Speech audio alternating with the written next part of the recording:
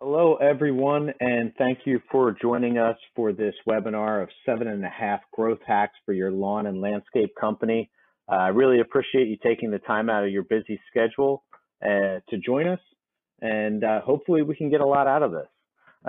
Typically this webinar is based around the ebook that we have online, but I'm kind of going off script because the ebook covers a lot of the numbers that are important around the business. But I want to go over what's really important because I sometimes think if you've gone over the numbers before, it can get kind of boring. So, like I said, this session is going to go off script. So make sure you get your questions in the chat box because it may not be up for long. I don't know if they're going to let me do this. It should be info that really matters to you and people just like you. Since growth is important to you, or else you wouldn't be on the webinar. We're going to go over some really different things. We're going to jump around a bit. And like you, I used to be sitting where you are. So these are things that worked for us in the past, and we're going to see if we can make it work for you in the future. My name is Rob McCoy. A little bit of background on me, just so that you can have some relevance in the conversation. Is in 1997, I got into the lawn care industry, and we were a pretty fast growth company. We built and sold two different companies. The second one we sold when we had just over 12,000 customers, and we did that in 4 years. So obviously we had figured out a few good systems to learn how to grow and grow fast and be productive and profitable in the process. What we're going to go over today, as you can see, I mentioned that we were going to jump around. The Purple Cow, rock solid referral program, goal directed management, top grading and training, tracking, making drive time a priority, influenced communication, and getting results from your results. So one of the things that we focus on here at Holganix and when we were in the lawn care industry as a lawn care provider was this book by Seth Godin called The Purple Cow. And it became kind of a philosophy for us where if we were going to market something, how could we make it remarkable, worth making a remark about? The whole philosophy around the Purple Cow is an average person in the United States sees 2.5 cows per day. That doesn't mean that everybody sees cows every day, but some people see 100 in a day. But you see black and white cows all the time. So why would you make a remark about a black and white cow? You see them all the time. Well, that's kind of what we become in the lawn and landscape industry, is a bunch of black and white cows that it all kind of seems the same to the consumer. But if you were driving along and you saw on the side of the road, you saw a purple cow there, not only would you take notice of it, but you would probably make a remark to somebody else later on in the day, and probably more than one person. So if you take that philosophy of how can you be the purple cow in your industry, in your market, and really stand out from the crowd, it's a great philosophy to have and a checkpoint to have when you're thinking about your marketing and sales. If you're paying attention to your competitors and you're just trying to one up them, that's not really remarkable. But if you're taking a completely different approach, or if your messaging on your trucks is completely different, then that's where you can start to become a purple cow. I remember one of the things that we had on the back of our trucks in the late 90s was "Don't frown because your lawn is brown," and our logo was a smiley face. Which everybody laughed about, and we got comments about it all the time. But that was like just the tip of the iceberg when you think of like the Purple Cow and what that can mean for your business. And the great thing about the Purple Cow is also this is a pretty quick read. So I would suggest either getting your hands on the book and going through it. I'm not much of a reader. I do more of the audible stuff. But it's a great read or listen. I've listened to it and read it multiple times. because I feel like there's always some other idea there from all the examples that Seth gives in that book. There's always something that you can use. Here's a great example of a purple cow. So what's the purple cow in this? Well, this is the Kansas City Library, and it's kind of obvious as to what the purple cow is. It's the look of the building. What's important about this, and this building looks awesome. I love it. I think it's great, and it really, is unique. And if you were driving by and, somebody mentioned something about a library or anything, I'm sure that someone would say, hey, did you see the Kansas City Library? That's pretty cool. I love the design.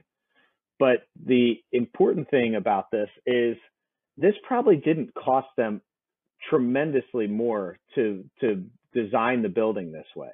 The building was already going to be millions and millions of dollars to construct. So what if it was just 1% more or 2% more to take the time to design it this way and actually make it remarkable and worth making a remark about? That's really what I'm talking about. Before you're just going to roll out your marketing material, take the time to think about it and say, is this remarkable? Is it worth making a remark about? Is anybody going to talk about this after they see it? It's one thing to get, let's use a direct mail piece, for example. It's one thing to get a direct mail piece at your house and say, oh, that's interesting, and maybe we should look into it. Raise the bar. If you want a prospect to get the direct mail piece and look at it and not only react to it, but talk to their neighbors about it, because that's when you know that you're really having a massive impact. The next thing that we want to cover is the referral program. And I drive this home with, customers that I'm talking to all the time and ask them, the first question I ask them after they ask me, so how are other companies growing? I say, well, what's your referral program like? Take that into consideration that this is a really high priority. So some of the benefits of a great referral program is you're going to have loyal customers. Loyal customers stay with you longer. They refer more customers. You have a very low sales cost and a high profit margin. So when you consider that, that's euphoria when you're trying to grow a business. You want loyal customers, low sales cost, high profit margin. So how do you make that happen, though? So you want to make the referral process very easy. It can't be overly complicated in order to make it fit into your business model. This is one of those points where you change your business model to fit a great referral program. You want it usable in multiple formats. So can someone refer another customer online, over the phone, on an app, with a gift card or something like that? Make it so that it is extremely accessible and usable in multiple formats. And then going back to the purple cow, make it remarkable. And that's a little vague on just making it remarkable, but here's some other examples of different companies that made it remarkable. So if you think about, let's just take them one by one. So Tesla, when it comes to rewards, the best ones are ones that money can't buy. And that's what Tesla focuses on. Private events, VIP treatment, special products that are only available through referrals, things like that. Like if they could get a discount on a service that is related to their house, but isn't necessarily something that you provide, you can team up with another company and pass referrals back and forth, or business back and forth through referrals, which is a great way to build up some community partners, which is one of our core values here. Another thing to consider is Google has personalized referral links to make it even easier. So if there's a way that on an app, somebody signs into that app, and when they send a link, whether it's on Facebook or Twitter or Instagram or something like that, there's a link associated with that if somebody clicks on that, it's automatically attached to them. It's very easy to give them credit. They can go in and track their referrals. And most people don't think about Google as a service that needs to be referred because everybody goes to Google. But Google has a lot of business applications, and that's really what they're focusing on. It's not a Gmail account or something like that, but how do they get those business applications, spread around even more in a quicker rate. Another one that most people aren't really familiar with is ReadyTalk. So they advocate a marketing program to nurture their best customers. They are getting personal with your top advocates and offering them something of value before they even ask for a referral. So that's really what an advocate marketing program is. When you think about like, all right, what type of rewards that these customers are going to see as value can we give out before we even convert the referral? So maybe it's just for getting names, addresses, and phone numbers of people on their street.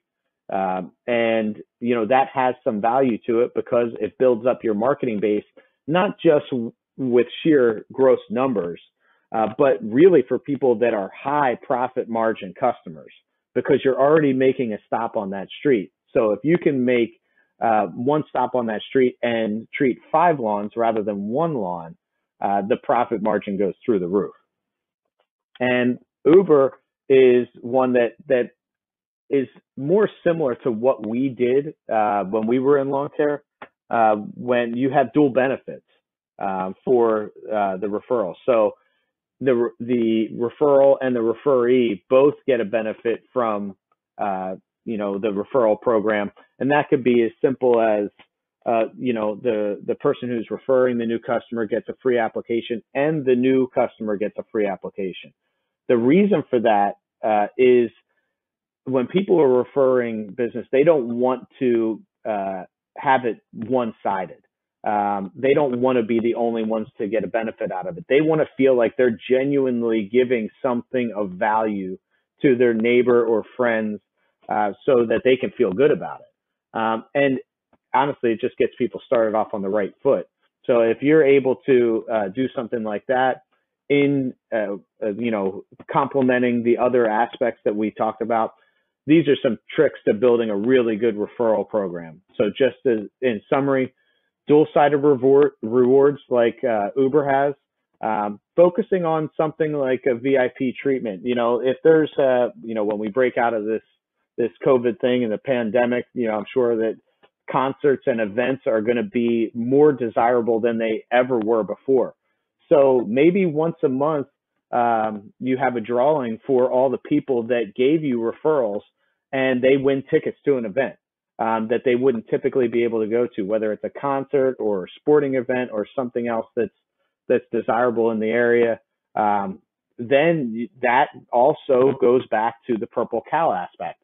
Can you believe that my lawn care company just gave me 50-yard line seats to this football game? And that's where that you'll get some traction off of something like that. And you don't have to give that to every customer. You want to have some reward, like the dual-sided rewards for every single one, and then the possibility of really nailing that Purple Cow wow moment with a drawing or something like that everyone gets entered into. So goal-directed management, and I told you we were going to jump all over the place, and we're totally changing gears on this, but this is critical. So there's 3 main aspects to goal-directed management. The first one, having clearly defined goals. The second, provide direction and resources for all employees. And then create multiple systems of accountability. Now, what I'll tell you is that the middle one is what everybody typically does. They provide direction and resources for their employees. But where they fall off is on the first and third aspect here. Having clearly defined goals that not only you dictate, but that you co-create with your employees, because then they're going to take more ownership in it.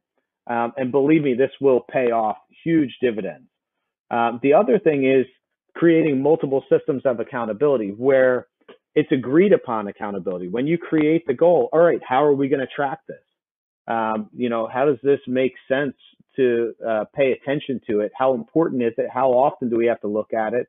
What do you want me to do if you're off track? Thinking if you're the manager, what type of accountability makes sense? And if it's agreed upon, then there's no, I guess, reluctancy to jump into it and really be aggressive with the goal, because they're not scared of it. They're not thinking, oh God, what's my boss going to say if I don't hit this goal? They know it's a joint effort and it's co-created, but it's really important to get very specific goals. You hear about SMART goals: specific, measurable, attainable, realistic, and tangible. It's important to cover those aspects to make sure that it is measurable, so that it's black and white. I've seen people use literally like a sports style scoreboard up in their office to track some of this stuff, to make it a little bit more fun and to create that accountability. But this is not a fancy or exciting aspect of this webinar and of your business, but it is possibly the most important one. And if you have questions on it, again, put it in the chat box and we'll come back to it and talk about it a little bit more. Something else to consider as to why you would do it. Here's some statistics to think about when you are considering goal-directed management. People who write down their goals are 20% more successful in accomplishing them than those who did not. So just having a clearly defined goal is good, but making sure that they're written down, that's even more important. Those who set actionable tasks for their goals and initiate weekly progress reporting, so again, that accountability, to their supportive peers tend to achieve 40% more than those who did not. So just with those first 2 points, 20% increase, 40% increase, that makes a big difference when you're going day-to-day operations and you're measuring numbers all the time. Studies conducted on participants revealed that 90% of people perform better with relevant and challenging goals. So if you have 10 employees, 9 of them are immediately going to be attracted to something like this and perform better. It's not a waiting game. You will see it within the first day. People are 10 times more likely to achieve New Year's resolutions than those who didn't make resolutions. So just identifying a goal is important. 384 studies have shown that goal setting has a statistically significant effect on behavior and morale.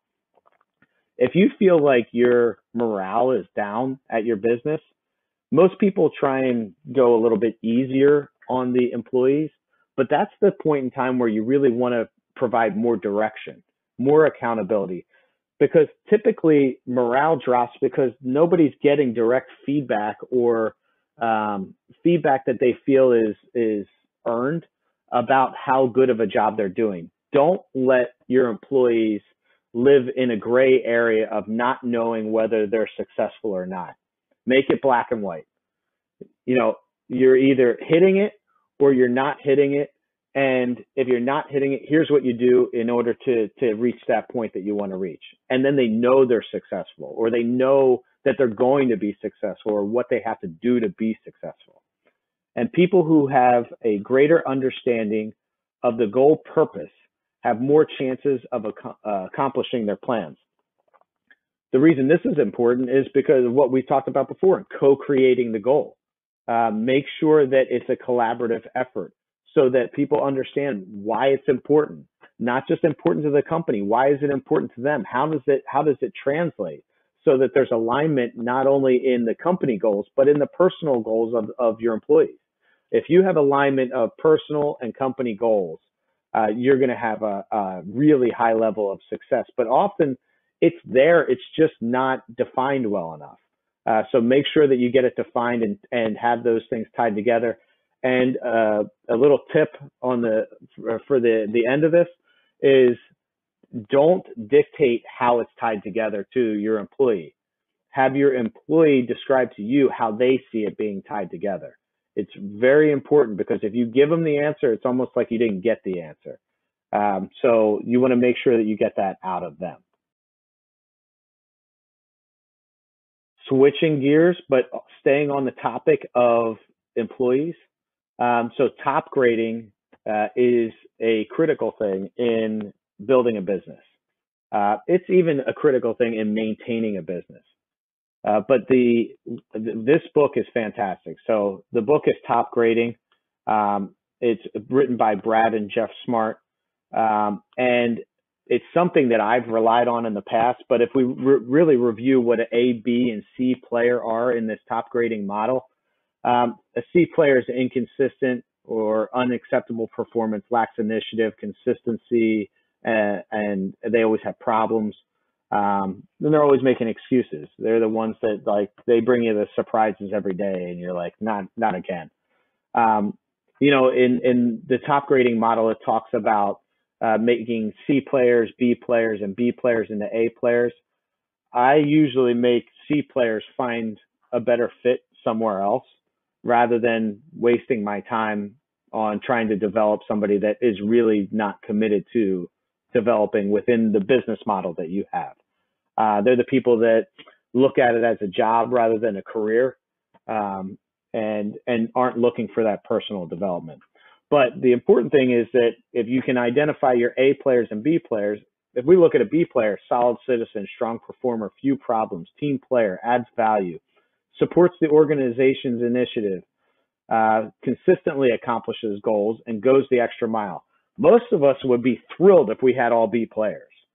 If you just on those last 2 points, consistently accomplishes all the goals and goes the extra mile. If every single employee that you had did that, you'd be pretty happy.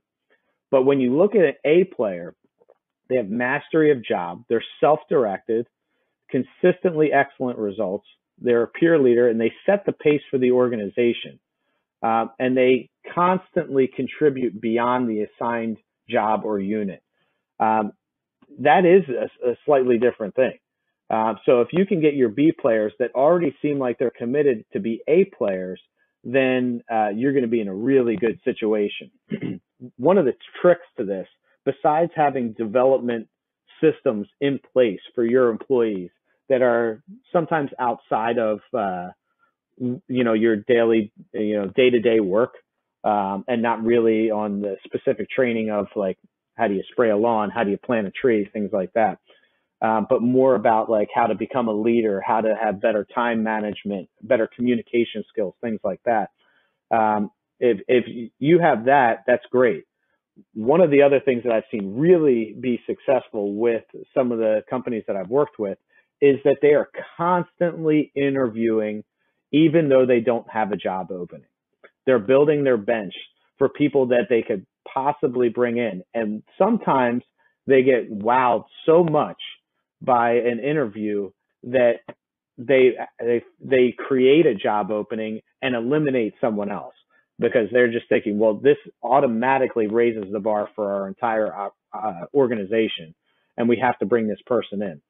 This isn't extremely time consuming. It's easy to keep a job posting out there and say that it's for a pretty standard position like a lawn technician. You can have that job posting out there. It doesn't ever have to change, and you can just keep getting resumes because different people have availability at different times. And especially in this, time that we're in, where a lot of our work is remote, interviews are remote as well. So having a phone conversation doesn't take long. You can get a really good feel for somebody in 5 minutes. So 15 minutes seems like an eternity. You also have the opportunity, if say that you're in a second step of that, to do a Zoom meeting or some type of online meeting, so where you can meet a little bit more face-to-face virtually and get a better feel for them. But if you focused on that, once a week, once every 2 weeks, or once a month, it depends on how big your organization is as to how often you have to do this. But you had it set into your schedule and consistently were paying attention to this, you can build a fantastic bench. And the faster you're growing, the more you have to pay attention to this. But there's also the aspect that the more you pay attention to this, usually the faster you grow. So it's kind of the chicken and the egg scenario. But this is controllable. Sometimes you're struggling for answers on how you can grow your company faster. Sometimes it's not what you're doing, it's who you have doing it. So pay attention to top grading and constantly build up that team. And think of it as like it's your fantasy football team, and you constantly want to upgrade and look at the best options that you can possibly team. So how can you design your fantasy lineup for your employees? But you got to have options there, and if you have a good pool of talent, then suddenly the options get better and better as you go along. The next topic, tracking. One of the simplest and most impactful things that you can do within your company. So if you can't measure it, you can't manage it. I love dry erase boards. And if I actually look outside my office, we have 6 dry erase boards within sight of me sitting at my desk. We're tracking everything from our schedule to our monthly revenue goals, our annual goals, quarterly priorities, personal goals. They're everywhere. And this is always one of those things when I walk into an office or a warehouse where a company's being run, and I look around and I don't see tracking boards that are visible to everyone. I know that it's going to have an impact if they just put that up. And it could be something as simple as your daily production or sales numbers. But this is going back to accountability. This is a very visible way to have accountability and to reward people for the accountability, not through like financial rewards, but just acknowledgement. If you're running a company, you're pulled in a million different directions all the time. But if there's a sales board where everybody can see it, and you look up there and the typical salesperson for you gets 1 or 2 sales a day, but they have 5 up on the board, you're going to make it a point to acknowledge that and go to that employee and really praise them, not because that's your job. It's because you really appreciate it, but you may not know about it if it's not in your face, or you may miss the opportunity to capture the momentum that they have that day to be able to build on it even more. So if you don't have, tracking boards visible in your office or in your warehouse, make sure that you get them up and you'll see the impact right away. And I got to tell you, like, you don't have to have anything fancy made. We buy plain dry erase boards and go to the auto supply place and buy pinstriping and use the pinstriping for the line so that it's easy to erase and write stuff back up there. It doesn't have to be fancy. It just has to be visible. Drive time is the devil. So at least 4 times a year, check for driving efficiency. I had a conversation with a customer over the winter, and they said, we're thinking about expanding into a new market. And after we discussed it for probably 45 minutes to an hour, they already had a location picked out. They already had equipment that was set up to be delivered to that location. They actually stopped and realized that we should focus where we're at and build up the density there, because we can make more money without purchasing any more equipment just by building the density within the routes, because you didn't have to hire that many more employees, because each employee becomes more valuable with less drive time. So how do you measure something like this? There's software systems out there that you can look at the average drive time and how you're affecting that with the density and the routes. I know Real Green, which is a software system that a lot of people use, has the ability to do that, not only to go back and track it, but also to track it on the fly. So as you're creating a route, it'll tell you what the total drive time is. And you can even set up a dry erase board in your office, like what's the average drive time today, and see how that changes over time as you're building sales within your current customer base. But it doesn't have to be new customers. It could also be additional services that can be done on the same visit. So it builds up revenue and doesn't create more drive time. But I'm bringing this up because it's something critical that everybody has to pay attention to. And typically, even if someone's paying attention to it, they may not be doing it in enough detail to have really definitive answers as to what the impact is and how they can have an impact on it. And you should constantly be strategizing. How can we reduce drive time? How can we reduce drive time? That should be written up on your wall in your office. How do we reduce drive time? Because that is a key to success within our industry. Next thing, another book, but one of my favorites, The Psychology of Persuasion. It's Influence, and it's written by Robert Cialdini. There's 6 major points of influence: consistency, consensus, authority, similarity, reciprocity, and scarcity. So one of the things about this is you don't realize that I already used this on you.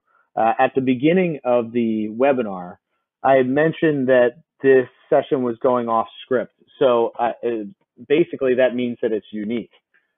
So it also, and I said that, like, hey, this may not be up for long, so get your questions in. So that's where scarcity comes into play. I also said to make sure that you get your questions in the chat box because it may not be up for long. I mentioned that as scarcity. There's info that really matters to you and people just like you. So that is where the consensus comes in and similarity comes in. I wrote that since growth is important to you, or else you wouldn't have signed up for this webinar. That's where consistency comes in. You had already mentioned, or by taking the action to get onto the webinar for growth hacks, you have to be paying attention to things that are going to help your company grow. So that's why it was mentioned again.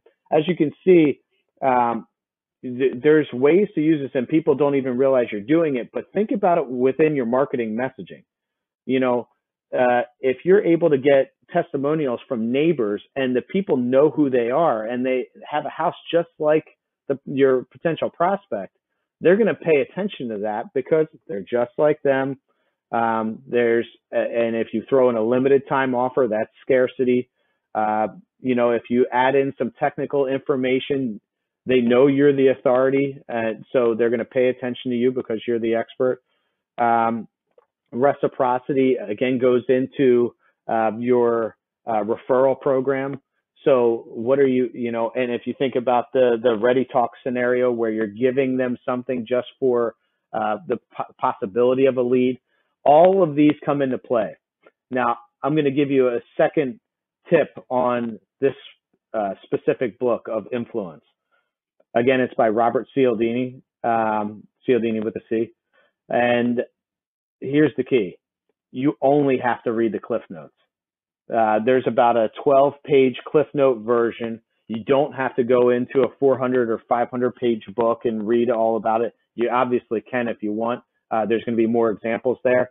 But as soon as you understand what the principle is and what a few examples are, you're going to get it, and you're going to understand how to use it. One of the things that we used in our lawn care company that really helped us build our additional sales, add-on sales to our current customers was our dialer system. And we would do robocalls to our current customers that would offer them different services, and basically push 1 to connect to a live person, or push 2 if you're not interested in the service. But when we were writing the scripting for those 30-second robocalls, we were using every single one of these points of influence in there. So I just scribbled some stuff down before this and came up with a few points of influence that were top of mind for me, so that you could see how it played into gaining your attention and having you buy into what we were going to go over today. So a really important book. And as long as you have good intentions, you're going to get good results. And I mentioned that it was 7.5 hacks. Well, we went through 7. The last thing that I'm just going to add on is, if you want to differentiate yourself from the majority of your competition, Holganix Bio 800 is a really good way to do it. So you think about completing the ecosystem of the soil biology within the soil. The soil is different everywhere. It's really hard to know what the soil needs. So we throw everything in the kitchen sink at it. You're able to reduce inputs, increase plant health, boost your roots and root thickness and the thickness of the turf, and increase the soil health. So it's one of those differentiating products that if that's your point of focus and you can advertise how you're different from your competition, rather than just saying, hey, we got the best customer service around, or, you know, we promise to call you back. That's like saying that you're better than True Green. And the majority of you are already better than True Green. So that's not really your competition. If somebody wants that type of service where it's kind of a turn and burn type of situation, they're going to go with the lowest price service provider. And most of the time, that's not going to be you. So if you think about who your competition is and it's not the low price service provider, how are you going to be different? How can you communicate that to your customers? Are they not only by reducing inputs, but how much do you reduce inputs? We increase plant health. How do you increase plant health? Really think about that. And if you're already using our products, thank you. And think about how you can utilize the product to differentiate your business. So I appreciate the time that you have all given us here today. And I want to thank you for that. So we're going to go into any questions that you may have in the chat box. So let me look into this. Okay. So John asked the question, are there any specific locations for the tracking boards? One of the keys I would focus on for the tracking boards is where does someone come into the office? Where are they going to see it the most? So production boards should be out in the area where you're refilling the trucks, where the guys have to spend some time, and what they can see as soon as they pull in.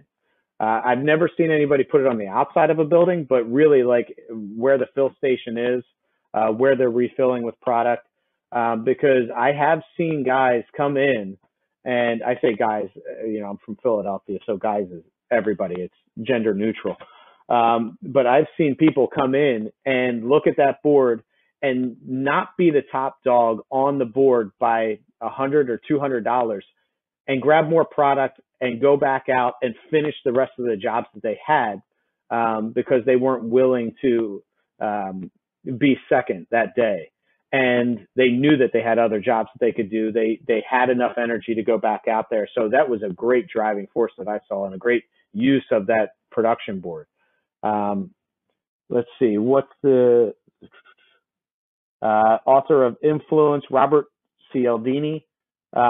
We will put that in the email follow-up so that you can have easy access to getting that and making sure that you have the correct one. And again, to find the Cliff Notes, I just Googled it and literally Influence Robert Cialdini Cliff Notes. That's all that I Google. How often do you measure drive time and how?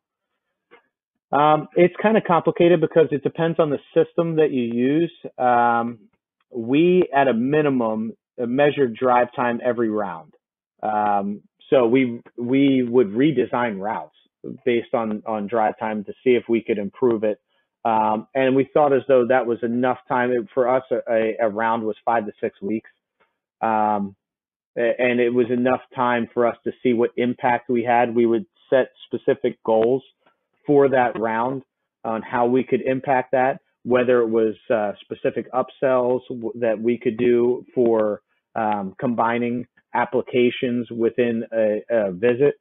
But that's how we did it. And then we were, as I mentioned before, Real Green software. We were using Real Green, and there's reporting that can be done through that. So that's how we got the majority of our information. Let's see. What did you offer for referrals in the past? We always did. Well, I shouldn't say we always. We started off doing application credit, where it was like you get $25 off your next service if you refer a customer. And we got okay traction on that, even though we were like really ramming it down everybody's throat. Like it was on every piece of printed material that we had. We were asking for referrals on every single phone call, but we got much better traction when we switched over to the dual benefit, where we offered free, just to make it simple. It was free application if you referred a customer and they signed up, and the referred customer got a free application. We did do a few scenarios where we did larger giveaways, and we specifically targeted it to our slower sales season, where we would basically not auction off, but raffle off free service for a year for people that referred us new customers within a certain month. So when we got towards the end of the season and it was like, man, this is just dragging on, sales are difficult. But these people knew that if they referred customers, their next year of service, their entire year of service could be free. We really got a lot of traction, and for every customer they referred, they got an entry into that. So I think if I remember correctly, it was the year's worth of service ended up having a value of only $600 to us in revenue that we lost. That specific customer, though, had referred us 8 new customers. So we were thrilled. If we could get, and out within that month, I think we had like 50 referrals or 56 or something like that. And it was like November. So we had people signing up for service for the following year, prepaying for service for the following year in November. We got all those, and all we gave away was, $600 or $700 worth of services. So that was extremely successful, but it was something that of value to them. You're telling me that I don't have to think about this anymore, and I'm going to have all of my lawn care services taken care of for the next year. So that was something that we kind of put into play every season after that, until we had sold the business. And so it was only like 2 or 3 seasons that we got to do that, but it had an impact in an off-season time for us every single time. It looks like we don't have any more questions right now, so I appreciate everyone being on, and thank you very much for taking time out of your busy day. If you have any questions specifically around anything that I went over today, my contact info is on the screen. Feel free to reach out any way that's convenient, whether that's through email, calling us at the office, or calling or texting me on my cell phone. Happy to hear from you. I love hearing about your businesses and seeing how we can make an impact, whether that's through our product or through our experience. We have a passion for doing this, so we want to hear from you. Don't hesitate. Give us a call or reach out to us any way that's convenient for you. So again, thank you for your time, and hope everyone has a great season in 2021.